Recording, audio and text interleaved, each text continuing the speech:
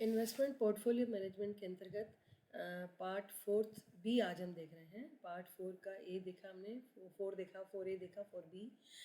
इसके अंतर्गत बच्चों ये जो मैंने आपको बताया था, हम लोग विनियोग की एक टेबल हमने बनाई थी कि कौन कौन से ऑप्शंस हमारे पास में अल्टरनेटिव्स अवेलेबल है इन्वेस्टमेंट की। तो हमने नेगोशिएबल इंस्ट्रूमेंट्स हम देख रहे हैं, उसके बाद नॉन नेगोशिएबल इंस्ट्रूमेंट्स होंगे और अदर्स होंगे, कहाँ कहाँ हम इन्वेस्ट कर सकते हैं। तो ये बहुत अच्छी टेबल है, अगर इस टेबल के अंतर्गत आप नोट्स बनाते हैं तो आपको बहुत हेल्प मिलेगी। फिक्स्ड हमने देखे, जिसमें आपने देखा था कि वो कूपन्स थे और डिवेंचर्स थे। परिवर्तनशील आज हम अभी देख रहे हैं, इसके बाद में फिर हम जो है अगले लेक्चर में गैर विनिमय साध्य प्रतिभूतियाँ लेंगे, यानी कि नॉन नेगोशिएबल इंस्ट्रूमेंट। तो नेगोशिएबल इंस्ट्रूमेंट का मतलब है कि जिनमें एक्सचेंज हो सकता है और आपका जो है पैसा वापस आपको मिल सकता है। ठीक है, आप किसी और को दे सकते हैं, किसी और का उसका पे जो है आधिपत्य हो सकता है। मार्केट में सेल और परचेज होते हैं और उससे जो है उसका ऑनरशिप डिसाइड होती है। इक्विटी शेयर्स परिवर्तनशील में हमने आज हम इक्विटी शेयर्स देख रहे हैं। इसमें इक्विटी शेयर्स देखेंगे हम, दो हैं इसमें, परिवर्तनशील और दूसरा है स्टॉक। तो ये सब वर्ड आपने आज तक सुने ही होंगे। इक्विटी शेयर तो आपने पढ़ के आए हैं, और इसके बाद हम स्टॉक देखेंगे इसमें कि किस तरह से होता है। तो कंपनी के जो समता अंश होते हैं वो आपको जैसा पता ही है कि समता अंश जो होता है कंपनी के रियल ऑनर होते हैं इक्विटी शेयर होल्डर्स, और कंपनी जो है कंपनी के वास्तविक मालिक कहा जाता है उन्हें। वो रिस्क बियरर होते हैं, कंपनी की जो है खतरा जो भी है, उस पैसे में जो भी खतरा रहता है, उनको डिविडेंड मिले या नहीं मिले कुछ पता नहीं होता। डिविडेंड उनको सबसे बाद में, कैपिटल भी सबसे बाद में, यानी कंपनी के रियल ऑनर होने का मतलब है कि रिस्क बियरर होते हैं वो। तो इनमें जो है इस प्रकार की सिक्योरिटीज़ होती है। समता अंश जो है कंपनी की वित्तीय संरचना का एक बहुत ही इंपॉर्टेंट पार्ट है, और इसको जो है इस प्रकार से इसमें जो है मेरिट्स इसके हम देखते हैं कि कौन कौन सी हैं, कंपनी को क्या लाभ होते हैं और इन्वेस्टर्स को इसमें क्या लाभ होते हैं।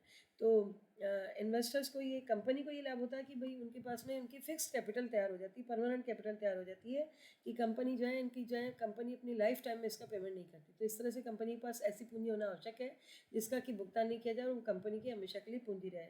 इसी तरह से क्या होता है कि नो फिक्स बर्डन, इस पर किसी प्रकार का आपको बर्डन नहीं कि आपको जो है डिविडेंड देना ही देना है। तो ये इस प्रकार की सिक्योरिटी होती है। और इसी तरह से क्या होता है कि इससे आपकी गुडविल में इंक्रीज होती है, आपकी क्रेडिट बढ़ती है, कि अगर आपने जो है इक्विटी शेयर्स इशू कर रखे हैं तो आपको जो है आवश्यकता पड़ने पर कंपनी जो है अपनी स्थायी परिसंपत्ति पर पूंजी पर भी जो है जुटा सकती है। पर्याप्त क्षमता ऋण पत्रों अंशधारियों के भुगतान पर साखकर्ताओं को अतिरिक्त सुरक्षा प्राप्त होती है। तो इस तरह से आपके पास उनको लगता है कि हाँ भाई कोई आदमी, तो भाई अगर आपने डिबेंचर्स में पैसे ले रहे हैं, प्रेफरेंशियल में ले रहे हैं, तो वो सब अंदर से यही चाहते हैं कि भाई ऐसा तो कोई हो जो रियल ओनर हो। अगर आपने इक्विटी शेयर इशू करेगा तो उनको लगता है कि हाँ ये लोग कुछ हैं जो कि कभी भी हमें ज़रूरत पड़ेगी तो हमारी जो है साख को सुरक्षित रखेंगे, हमें पेमेंट इनसे मिल सकता है। तो ये रहता है। इसके बाद में क्या कि रिस्क कैपिटल समतांश कंपनी के जोखिम पूंजी का आधार होते हैं, है ना, रिस्क कैपिटल कहलाती है। और कठिन व्यवसाय के समय में समता पूंजी जो होती है आपकी जो है व्यवसाय को बचाने में हेल्पफुल होती है। लोचदार लाभांश नीति, इलास्टिसिटी ऑफ डिविडेंड पॉलिसी, आपकी डिविडेंड पॉलिसी में आप जो है इसी के कारण कुछ इलास्टिसिटी रख सकते हैं, उनका जो है आप उसमें कुछ लोचदार पॉलिसी बना सकते हैं, और भावी विकास के लिए बड़ी मात्रा में कोषों का सृजन किया जा सकता है। इसे प्लोइंग बैक ऑफ प्रॉफिट्स भी कहा जाता है, लाभों का जो रहता है पुनः उपयोग करना भी इसे कहा जा सकता है, कि आप जो है लाभों को वापस से सृजन कर सकते हैं, कोषों का सृजन किया जा सकता है। इन्वेस्टर्स को क्या लाभ होंगे इससे, एडवांटेज फॉर इन्वेस्टर्स, है ना, विनियोगकर्ताओं को इससे क्या लाभ होने वाले हैं। तो विनियोगकर्ताओं को ये लाभ है बच्चों की उनको जो है मोर इनकम उनकी जो है क्रिएट होती है, उनकी जो है अधिक उनको आय मिल सकती है, उनकी जो है उनके जो शेयर्स हैं विनियोगकर्ताओं को अधिक आकर्षक लगते हैं, क्योंकि लाभ कमाने पर इनको जो है पैसा मिलता है। विनियोगकर्ताओं को भी लगता है कि भाई हमें अच्छा रिटर्न मिलेगा, क्योंकि वहाँ पे हो सकता है कि कम मिलेगा, लेकिन यहाँ हो सकता है कि 25-30-35% तक रिटर्न मिल जाए, जो कि आपको जो है बैंकों में नहीं मिल रहा है, कहीं और सेविंग पे या आपकी जो है डाकघर बचत में इतना नहीं मिल रहा। तो यहाँ पे वो आशा रखते हैं कि रिस्क तो है लेकिन कभी बहुत अच्छा लाभ भी हम ले सकते हैं, उनकी पूंजी डबल तक हो सकती है, 50% तक उनके लाभ जो है जा सकते हैं। कैपिटल एप्रिसिएशन, दूसरा पॉइंट है इसका, कैपिटल एप्रिसिएशन। समता अंश पूंजी का बाजार मूल्य जो होता है प्रत्यक्ष रूप से उसके लाभ और साख से प्रभावित होता है ना। बाजार मूल्य किससे प्रभावित होता है आपका, आपकी गुडविल से। अगर आपकी गुडविल अच्छी है तो कंपनी की शेयर की रेट बढ़ती रहेगी, और इस तरह से एप्रिसिएशन होता रहेगा आपकी पूंजी का, तो जो है शेयर होल्डर्स बड़े खुश रहते हैं कि उनकी पूंजी का एप्रिसिएशन मार्केट में हो रहा है।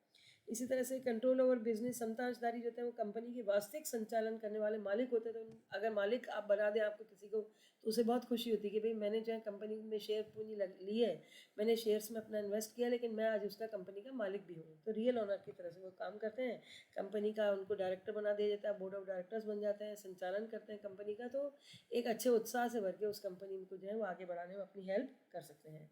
समता में व्यवसाय करने का लाभ, benefit of trading on equity, company के पास पर्याप्त क्षमता पूंजी होने पर व्यवसाय करके वो ज़्यादा लाभ भी कमा सकते हैं, है ना, और निवेशकर्ताओं को अधिक लाभ देने की स्थिति में भी होते हैं।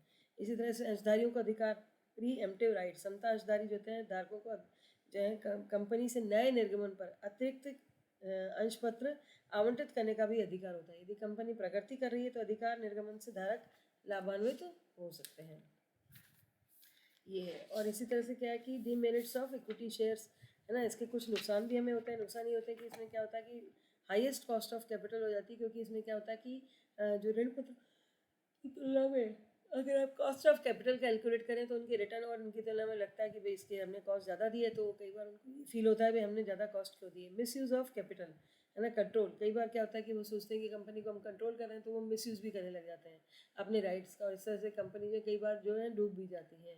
तो अगर वो लोन ज़्यादा दे देंगे और लोन सिक्योर नहीं दिए, सब उनके हाथ में होता है वो कंपनी को किस तरफ चाहे जाने ले जाएँ। लेकिन कई बार आपको पता ही नहीं होता, आप कंपनी को डुबोने में अपने जो है भागीदार बन जाते हैं केवल अपने पर्सनल बेनिफिट्स के लिए। तो ये भी सिचुएशन इसमें हो सकती है। और एक हम ये इसमें दोष ही कह सकते हैं, fear of over capital structure, जीवन काल में कभी भी इसका जो है भुगतान नहीं होता है। इसलिए क्या होता है कि एक दिमाग में कैपिटल स्ट्रक्चर का फियर बना रहता है, भाई हमें पेमेंट तो मिलना ही नहीं है, पता नहीं कंपनी कैसे चल रही है और कब जाएगी, कब तक चलेगी और कब हमारा पैसा मिलना है। तो इस तरह से जो है शेयर होल्डर्स के दिमाग में फियर हो सकता है कि हमारे पैसे का पता नहीं क्या होने वाला है ना। तो मतलब ये कि जो रिस्क बियर है वो ये काम मैंने आपको पहली लाइन बताया कि जो रिस्क बियर कर सकता है उसी को इस प्रकार की सिक्योरिटीज़ में इन्वेस्ट करना चाहिए।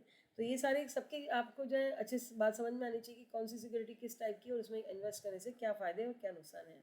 इनफ्लेक्सिबल कैपिटल स्ट्रक्चर, जीवन काल में जो है इनका भुगतान नहीं होता है, ये आपको बताया मैंने अभी। Uncertainty and irregularity of income, आपकी इनकम का कोई सोर्स क्लियर नहीं है, इसलिए आपकी इनकम जो है बहुत अनसर्टेन रहती है। कैपिटल लॉसेज हो सकते हैं इसमें, है ना, पूंजीगत हानि हो सकती है। और लॉस ऑन लिक्विडेशन, लिक्विडेशन होने पर, कंपनी का समापन होने पर जो लॉस है वो भी इन्हें बियर करना पड़ता है। तो इसलिए जाता है कई बार ये लोग इंटरेस्टेड नहीं होते कि हमें जो है इस लॉस को बियर करना पड़ सकता है। तो इस प्रकार से ये जो है आपने देखा कि किस प्रकार से कंपनी जो है इक्विटी शेयर्स जो है इशू करती, जो कि उसकी नॉन नेगोशिएबल इंस्ट्रूमेंट में आता है, वेरिएबल, है ना, परिवर्तनशील पूंजी, क्योंकि आपके लाभांश इसमें परिवर्तन होते जा रहे हैं।